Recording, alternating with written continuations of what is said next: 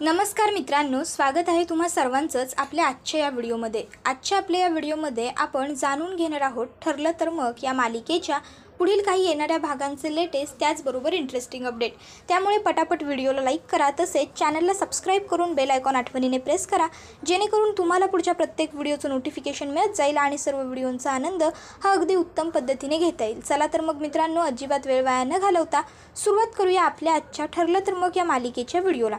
तर आता आपण इथे पाहतो की सायली आणि अर्जुन ह्या दोघांना आश्रमामध्ये जो एका सोन्याच्या पेंडलचा तुकडा सापडलेला असतो, ते दोघंही तो पेंडलचा तुकडा बघत असतात। अर्जुन म्हणत असतो की आपल्याला हे पेंडल नेमकं कोणाचं आहे हे शोधून काढावं लागेल, कदाचित तेव्हा आपल्या हातावरती काहीतरी सबूत येईल। त्याबरोबर आता इथे सायली म्हणत असते, अहो कसं शक्य आहे, एवढ्याशा तुकड्यावरून आपण नेमकं कसं शोधून काढणार की हे पेंडल कोणाचं आहे म्हणून। त्याबरोबर आता अर्जुन हा सायलीला म्हणत असतो, मिसेस सायली, तुम्हीच म्हणता ना शोधल्याने देवही सापडतो, मग जर शोधल्याने देव सापडू शकतो तर ह्या पेंडलचा मालक नक्कीच सापडू शकतो। त्याबरोबर सायली म्हणते, अहो पण कसं, आता हे पेंडल केवढंच आहे आणि त्यात ते कुठे बनवलं असेल, काय कुठली घडणावळ असेल, कसं शोधणार।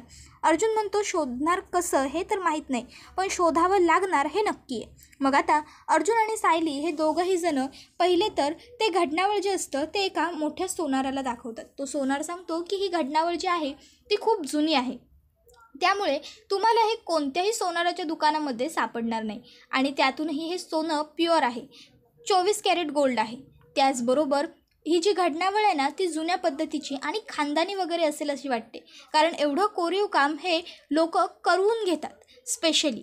मग तुम्ही जुन्या ज्वेलर्समध्ये शोधा, अशा ज्वेलर्समध्ये शोधा की जे खूप जुने आहेत, जिथे खूप जुने कारागीर असू शकतात।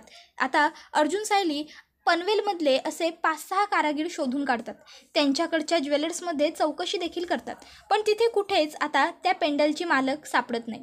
मग आता थकून भागून बिचारे सायली अर्जुन घरी आलेले असतात, तर चैतन्यही तिथे आलेलं असतो। आता चैतन्य त्यांना विचारतो की कुठे गेला होता दोघं जण सकाळ सकाळ, फिरायला वगैरे की काय। त्यावर अर्जुन सांगतो, कसले फिरायला, ह्या पेंडलचा मालक शोधतो आम्ही। त्याबरोबर चैतन्य म्हणतो, पेंडलचा मालक, आता कोणतं नवीन पेंडल बघू। त्याबरोबर आता अर्जुन त्याला ते पेंडल दाखवतो। चैतन्य ते पेंडल हातामध्ये घेतं, तर त्यावरती एक तारीख असते। चैतन्य ती तारीख वाचतो आणि म्हणतो, हे तर साक्षीचं पेंडल आहे। त्याबरोबर अर्जुन आणि सायली त्याच्याकडे बघतात आणि म्हणतात, काय साक्षीचं। त्याबरोबर चैतन्य म्हणतो, अरे हो, हे साक्षीचं पेंडल आहे। अर्जुन त्याला विचारतो, तू एवढ्या खात्रीने कसं काय सांगू शकतो चैतन्य।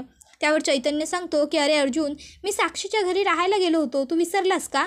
अरे ज्यावेळेस ती माझ्याबरोबर प्रेमाचं नाटक करत होती आणि आम्ही एंगेजमेंट करणार होतो ना, त्यावेळेस हे पेंडल मी तिच्या गळ्यात पाहिलं होतं, मला खात्री आहे हे तिचंच पेंडल आहे। त्याबरोबर अर्जुन म्हणत असतो की जर हे पेंडल साक्षीचं आहे तर आपल्याला आणखीन खूप मोठी मदत झाली या केसमध्ये, ती म्हणजे अशी की हे पेंडल बरोबर आपल्याला आश्रमात त्याच भागात सापडलं आहे जिथे विलासचा खून झाला होता।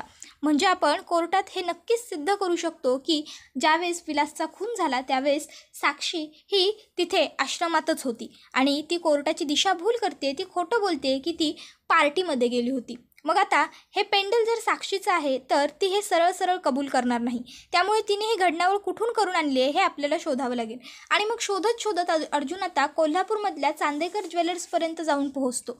आता अर्जुनला अद्वैत मदत करायला तयार होतो। तो लगेचच अर्जुनकडून तो तुकडा घेतो आणि म्हणत असतो, कदाचित ही घडणावळ चांदेकर ज्वेलर्सची असू शकते, पण ही घडणावळ खूप जुनी आहे, कदाचित मी सुद्धा त्यावेळेस लहान असेन, आबा त्यावेळेस बिझनेस सांभाळत होते, त्यामुळे मला सध्या तरी याची काही माहीत नाही आहे। मी एक काम करतो, मी सानिकाकडून जुनं सगळं रेकॉर्ड मागवतो, कदाचित त्यामध्ये आपल्याला या पेंडलबद्दल काहीतरी माहिती मिळेल, काहीतरी रेकॉर्ड मेंटेन केला असेल तर। त्याबरोबर अर्जुन म्हणतो, प्लीज कर ना। त्यावर लगेचच अद्वैत सानिकाला कॉल करतो आणि सांगतो की गेल्या काही वर्षांपूर्वीचं मला रेकॉर्ड आणून दे। आता सानिकाने 5-6 मोठे मोठे रजिस्टर आणून अद्वैतच्या टेबलवरती ठेवलेले असतात आणि सांगितलेले असतात की हे सर जुने रेकॉर्ड मेंटेन केलेले आहेत, यामध्ये तुम्हाला डिटेल्स मिळतील ज्या हव्यात त्या। त्यानंतर आता अद्वैत, अर्जुन, सायली, कला चौघही जण सगळं जुनं रेकॉर्ड शोधायला सुरुवात करतात। आता पहिले तर 3-4 जे रजिस्टर असतात त्याच्यामध्ये त्यांना काहीच माहिती सापडत नाही आणि मग नंतर एका रजिस्टरमध्ये त्यांना सेम तसंच पेंडलचं डिझाईन सापडतं। सायली म्हणते, हेच डिझाईन वाटतंय का? म्हणजे यातलाच बघा ना, हा कोपऱ्याचा तुकडा वाटतोय मला. त्यावर लगेचच कला म्हणते मला बघू, आणि मग ती ते डिझाईन बघते आणि म्हणते की हो, अगदी बरोबर बोलतेस तू सायली. म्हणजे हे डिझाईन नक्कीच याच पेंडलचं आहे हे कन्फर्म होतं आहे. त्याबरोबर लगेच ते पेंडल कोणी बनवलं होतं याचा शोध ते लोक त्या रजिस्टरवरती घेतात. तर त्यांना समजतं की कालंदी महाडिक नावाच्या एका बाईने हे पेंडल बनवलं होतं. आता कालंदी महाडिक कोण आहे असा प्रश्न सायली अर्जुनला पडतो. तर आता लगेचच इकडे अद्वैत म्हणत असतो की आता हे कोण आहे हे तर तुम्हाला शोधावं लागेल, पण मला असं वाटतं आहे की जर त्या व्यक्तीने खानदानी लॉकेट बनवून घेतलं इथून तर नक्कीच ती कोल्हापूरमधली मोठी चांगली असामी असेल. आणि जरी ती जास्त प्रतिष्ठित किंवा जास्त लोकांच्या ओळखीची जरी नसली ना, तरीसुद्धा नक्कीच ती कोल्हापूरमध्ये स्थायिक असेल. कारण स्थायिक लोकच ह्या अशा खानदानी वस्तू का वगैरे बनवतात. खानदानी लोक कित्येक पिढ्यांपासून एकाच ठिकाणी राहत आलेले असतात. त्याबरोबर आता अर्जुन आणि सायलीने कोल्हापूरमध्ये कालंदी नावाच्या बाईला शोधायला सुरुवात केलेली असते. अर्जुन सायलीला प्रश्न म्हणजे हा पडलेला असतो की नेमकी ही कालंदी आहे तरी कोण? कालंदीचा आणि साक्षीचा एवढा काय संबंध की कालंदीने साक्षीला सोन्याचं लॉकेट गिफ्ट केलं होतं आणि ते सुद्धा एवढं महाग. मग आता सायली आणि अर्जुन कालंदीपर्यंत पोहोचलेले असतात. आता कालंदी ही एक खूप चांगली प्रतिष्ठित उत्तम शेतकरी असते. तर आता इकडे अर्जुन आणि सायली कालंदीच्या घरी जातात. कालंदी त्यांना पाणी वगैरे देते, त्यांचं छान स्वागत वगैरे केलं जातं. आणि मग आता अर्जुन हा तिला ते लॉकेट दाखवतो आणि विचारतो, ह्या लॉकेटचा तुकडा तुम्ही पाहिला आहे, तो ओळखताय का? ओळखल्यासारखा वाटतोय? कालंदी तो तुकडा बघते आणि लगेच ओळखून जाते की हो, हे माझ्या मुलीच्या गळ्यातलं लॉकेट आहे. त्याबरोबर लगेचच अर्जुन म्हणतो काय, तुमच्या मुलीच्या गळ्यातलं? त्याबरोबर कालंदी म्हणते हो, माझ्या मुलीचं लॉकेट आहे, तुम्हाला कुठे सापडलं? त्याबरोबर अर्जुन म्हणतो बघा, पुन्हा नीट बघा आणि मला व्यवस्थित सांगा, नक्की हे तुमच्या मुलीच्याच गळ्यातलं लॉकेट आहे का? त्यावर कालंदी सांगते हो साहेब, मी आई आहे. कसं काय एक आई आपल्या लेकराचं चुकीची वस्तू सांगू शकते? मी खात्री देऊन सांगू शकते, हे लॉकेट माझ्याच मुलीचं आहे. हे मी माझ्या मुलीसाठी साक्षीसाठी बनवून घेतलं होतं.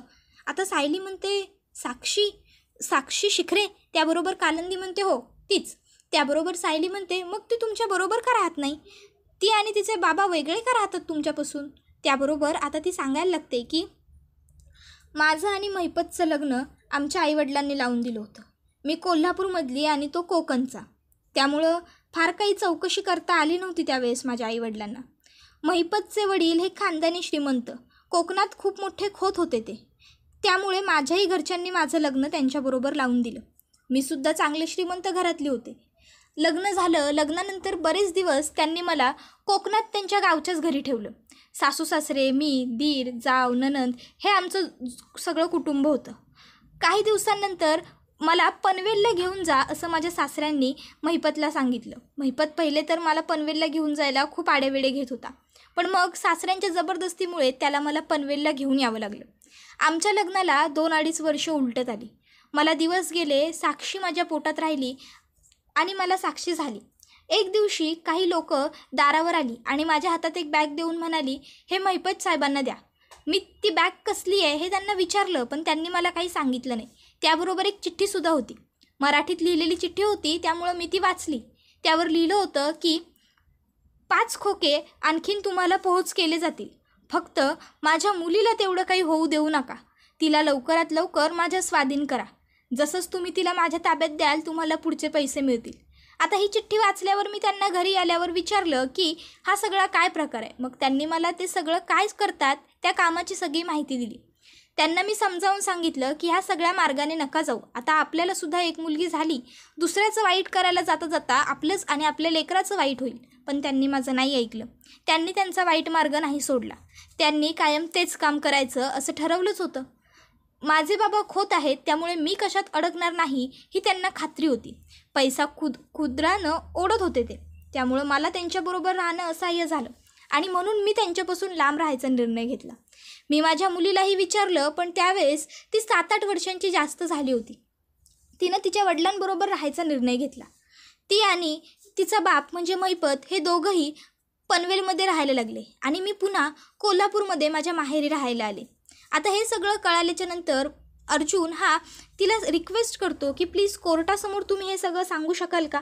सायलीसुद्धा त्यांना सांगते की माझे वडील मधुभाऊ यांच्यावरती तुमच्या नवऱ्याने आणि मुलीने खोटा आळ घेतला आहे की त्यांनी एका व्यक्तीचा खून केला आहे. प्लीज तुम्ही कोर्टात सांगाल का की तुमचा नवरा कसा होता ते, त्यामुळे किमान माझे वडील तरी सुटतील. त्याबरोबर कालंदी कोर्टात साक्ष द्यायला तयार होते, कारण महिपतबरोबर लग्न केल्यानंतर ना तिला लग्नाचं सुख मिळालेलं असतं, ना मुलाबाळाचं, ना संसाराचं. त्यामुळे तिला आता महिपतला धडा शिकवायचाच असतो. मग आता अर्जुनने कोर्टाची हिअरिंग मागून घेतलेली असते. आता तो सांगतो की कोर्टापुढे आज मी असा एक पुरावा सादर करणार आहे की ज्यानंतर या केसला एक वेगळीच कलाटणी मिळेल, आणि त्यासाठी मला सगळ्यात अगोदर साक्षी शिखरेला बोलवायचं आहे. साक्षी शिखरेला विटनेस बॉक्समध्ये बोलावलं जातं. अर्जुन तिला ते लॉकेटचा तुकडा दाखवतो आणि विचारतो, तुम्ही हे लॉकेट ओळखता का? साक्षी सगळ्यात अगोदर आपल्या गळ्याला हात लावते आणि मग म्हणते की नाही, मला नाही माहिती हे लॉकेट कोणाचं आहे. त्याबरोबर अर्जुन म्हणतो, मी तुम्हाला माहीत आहे का नाही असं नाही विचारलं, तुम्ही हे लॉकेट ओळखलत का असं विचारलं. साक्षी म्हणते, दोन्ही शब्दांचा अर्थ सेम होतो. त्यावर अर्जुन म्हणतो, नाही, चुकीचा अर्थ काढताय तुम्ही. बरं चला ते सगळं सोडा, मी तुम्हाला सगळ्यात सोप्पा आणि पटकन प्रश्न विचारतो. मला सांगा, तुम्ही तुमच्या आईला बघितलं आहे का? तुम्ही तुमच्या आईला ओळखता का? साक्षी म्हणते, माझी आई नाही, मी नाही ओळखत माझ्या आईला, कारण माझी आई माझ्या जन्माच्या अगोदरच वारली. माझा जन्म झाला आणि ती मृत्यू पावली. माझ्या वडिलांनी कधी मला तिचा फोटो दाखवला नाही, मला नाही माहीत. आता इकडे ततपप होत असतं साक्षीचं, तिला कळत नसतं की ती काय बोलते. अर्जुन म्हणतो, आर यू डॅम शुअर की तुम्ही तुमच्या आईला ओळखत नाही, तुम्ही तिला कधीच पाहिलेलं नाही? साक्षी सांगते, yes, I am very sure. त्याबरोबर अर्जुन म्हणतो, ठीक आहे, मग आता मला कोर्टामध्ये एका दुसऱ्या व्यक्तीला हजर करायचं आहे. आता कोर्टाकडून अर्जुनला परवानगी मिळाली जाते आणि अर्जुन कालंदी महाडिक यांना इथे बोलवण्यात यावं असं सांगतो. कालंदी महाडिक आता येऊन विटनेस बॉक्समध्ये उभ्या राहतात. आता इकडे साक्षीला मात्र खूप मोठा धक्का बसलेला असतो कालंदीला बघून. आता साक्षीने तर ते लॉकेट ओळखण्यापासून स्पष्टपणे नकार दिलेला असतो. अर्जुन कालंदीकडे येतो आणि तिला विचारतो, कालंदी मॅडम, तुम्ही हे लॉकेट बघा आणि तुम्ही सांगा, तुम्ही हे लॉकेट ओळखता का? कालंदी ते लॉकेट बघते आणि म्हणते, हो, हे लॉकेट माझी मुलगी साक्षी शिखरे हिचं आहे. ती तिच्या वडिलांबरोबर जरी राहत असली तरीसुद्धा तिला माझी आठवण यायची आणि त्यामुळे ती मला भेटायला वरचेवर येत राहायची. तिच्या 15व्या वाढदिवसाच्या आदल्या 2 दिवसांपूर्वी ती माझ्याकडे आली होती आणि ती मला म्हणाली होती की आई, मी माझा वाढदिवस अण्णांबरोबर तिकडेच साजरा करेन. अण्णांनी त्यांच्या खूप मोठ्या मित्रांना माझ्यासाठी बोलावले. खूप मोठी पार्टी असणार आहे, पण मला तुझी खूप आठवण येईल गं, म्हणून मी तुझ्याकडे आधीच येऊन जावं असा विचार केला. तिला माझी आठवण सारखी यायची म्हणून मी तिला हे सोन्याचं लॉकेट तिच्या वाढदिवसाचं गिफ्ट म्हणून दिलं. तिला सांगितलं की जेव्हा जेव्हा तुला माझी आठवण येईल तेव्हा तेव्हा तू हे लॉकेट बघ, तुला असं वाटेल की मी तुझ्याजवळ आहे. त्याबरोबर आता अर्जुन म्हणतो की याचाच अर्थ मिलॉर्ड हे सिद्ध होतं कोर्टात की हे लॉकेट साक्षी शिखरेचंच आहे. तिला तिच्या आईने हे लॉकेट गिफ्ट केलं होतं आणि साक्षी हे लॉकेट तिच्या आईची आठवण आणि आशीर्वाद म्हणून नेहमी वापरायची. आणि तेच लॉकेट बरोबर मधुभाऊंच्या आश्रमामध्ये त्याच ठिकाणी पडलं होतं ज्या ठिकाणी विलासचा खून झाला होता. मे बी त्या तिघांमध्ये झटापट झाली असेल आणि झटापटीमध्ये साक्षीच्या गळ्यातलं लॉकेट कधी पडलं हे तिलाच कळलं नसेल. मी कोर्टासमोर पुरावे सादर करू इच्छितो की हे लॉकेट कालंदी महाडिक यांनीच बनवून घेतलेलं आहे. आणि मग तो कोर्टासमोर परचेस ऑर्डर आणि त्या घटनावळीच्या बिलाचं एक पत्रिका सादर करतो आणि मग हे सिद्ध होतं की ते लॉकेट कालंदी महाडिकनेच घेतलं होतं. आता कालंदी महाडिक ही पुढे सांगायला लागते महिपतबद्दल तिला विचारल्यावर ती सांगते, महिपत माझा नवरा, आमचं लग्न 35 वर्षांपूर्वी झालं होतं, पण आम्ही 5 वर्षसुद्धा एकत्र राहू शकलो नाही. आमचा घटस्फोट झाला नाही, पण आम्ही एकमेकापासून वेगळे राहायला लागलो. महिपत शिखरे हा पेशाने बिल्डर आहे, तो खूप प्रतिष्ठित आहे असं लोकांना भासवतो, पण तसं काही नाही आहे. तो सगळे 2 नंबरचे धंदे करतो. त्याच्याकडचा सगळा पैसा काळा पैसा आहे आणि मी एका प्रामाणिक शेतकऱ्याची मुलगी आहे. माझे वडील पेशाने शेतकरी होते, श्रीमंत होते, पण तरी ते प्रामाणिक होते. आमचं लग्न झालं, मी अगोदर माझ्या कोकणात सासरी राहायचे. नंतर माझ्या सासऱ्यांनी मला माझ्या नवऱ्याकडे पनवेलला पाठवून दिलं. आमच्या लग्नाला 2-2.5 वर्ष झाली. मला दिवस गेले, साक्षीचा जन्म झाला. त्यानंतर एक व्यक्ती आमच्या घरी आली, त्याने माझ्या हातात बॅग दिली. महिपतला ती बॅग द्यायला लावली आणि त्याबरोबर एक चिठ्ठी होती. मी ती चिठ्ठी वाचली, महिपतला त्याबद्दल विचारलं. त्याने मला त्याच्या सगळ्या कामाबद्दलची माहिती दिली. मी त्याला हे सगळं सोड असं त्याने सांगितलं, तरी त्याने माझं ऐकलं नाही. म्हणून मी त्याच्यापासून वेगळं राहण्याचा निर्णय घेतला. आमची मुलगी काही दिवस माझ्याकडे, काही दिवस त्याच्याकडे असं राहून करायची. 7-8 वर्षाची ती होत आली. शाळेत ॲडमिशन घेण्याची वेळ आली. आता शिक्षण तरी एका जागी पूर्ण व्हावं म्हणून आम्ही आमच्या मुलीला विचारलं की तुला कोणाकडे राहायचं. त्यावेळेस तिने तिच्या वडिलांची निवड केली आणि ती पनवेलमध्ये तिच्या वडिलांबरोबर राहायला लागली. तिला माझी आठवण आल्यावर ती वरचेवर माझ्याकडे येऊन जात असायची आणि मी हे लॉकेट तिला तिच्या 15व्या वाढदिवसाला गिफ्ट केलं होतं असंही आता कालिंदी महाडिक यांनी सांगितलेलं असतं. त्यानंतर कोर्टात हे सिद्ध झालेलं असतं की आता ते लॉकेट जे आहे ते साक्षी शिखरेचं आहे आणि ते लॉकेट आश्रमात त्याच ठिकाणी सापडलं होतं ज्या ठिकाणी विलासचा खून झाला होता. त्यामुळे साक्षी विलासच्या खुनाच्या दिवशी खुनाच्या वेळी त्या ठिकाणी उपस्थित होती. त्याचबरोबर आता महिपत हा 2 नंबरचे काळे धंदे करतो. त्याचबरोबर त्याने बऱ्याच लोकांचा खून केला आहे, किडनॅपिंग केलं आहे, हे सुद्धा कोर्टाच्या समोर सत्य आलेलं असतं आणि ते सुद्धा कालिंदी महाडिक म्हणजेच महिपत शिखरेच्या बायकोनेच हे सत्य कोर्टासमोर आणलेलं असतं आणि त्यामुळे आता महिपतला पुन्हा एकदा कोर्टाने शिक्षा सुनावलेली असते आणि महिपत हा जेलमध्ये गेलेला असतो. तर साक्षीला सुद्धा आता पोलिसांनी पोलीस कस्टडी पुन्हा एकदा दिलेली असते जेणेकरून पुन्हा एकदा साक्षीची कसून चौकशी करता यावी आणि साक्षीने सगळ्यांना सगळं खरं सांगून टाकावं. त्याचबरोबर आता इथे दामिनी देशमुखला मात्र महिपतचा खूप राग आलेला असतो. तिला वाटत असतं की एवढी मोठी गोष्ट, साक्षीची आई जिवंत आहे आणि साक्षीची आई एवढी मोठी व्यक्ती आहे, हे यांनी माझ्यापासून कसं काय लपवलं. आता दामिनीला महिपतला जाब विचारायचा असतो पण तिला आता वेळ मिळत नसते कारण महिपतला पोलिसांनी अटक केलेली असते. त्याचबरोबर आता दामिनीला महिपत आणि साक्षी ह्या दोघांनाही सोडवायचं असतं. तर दुसरीकडे प्रियाला खूप टेन्शन आलेलं असतं की आता आपण या सगळ्यात अडकणार तर नाही ना. जर अर्जुन ह्या एवढ्या जुन्या बाईला शोधून आणू शकतो आणि सिद्ध करू शकतो सगळं सत्य, तर माझं तर काय आहे. अर्जुन तर माझ्याबद्दल लगेच सिद्ध करेल सगळं कोर्टात, पण नशीब अजून त्याच्या माझ्याकडे लक्ष नाही आहे, त्याचं माझ्याकडे लक्षही यायला नको. तर आता दुसरीकडे इथे साक्षीला आणि महिपतला पोलिसांनी अटक केल्यानंतर सायली आणि अर्जुन खूप जास्त खुश झालेले असतात. त्यांना वाटतं की चला आता हळूहळू का होईना पण सगळा गुंता हा सुटत चाललेला आहे. त्याबरोबर हा व्हिडिओ इथेच संपतो.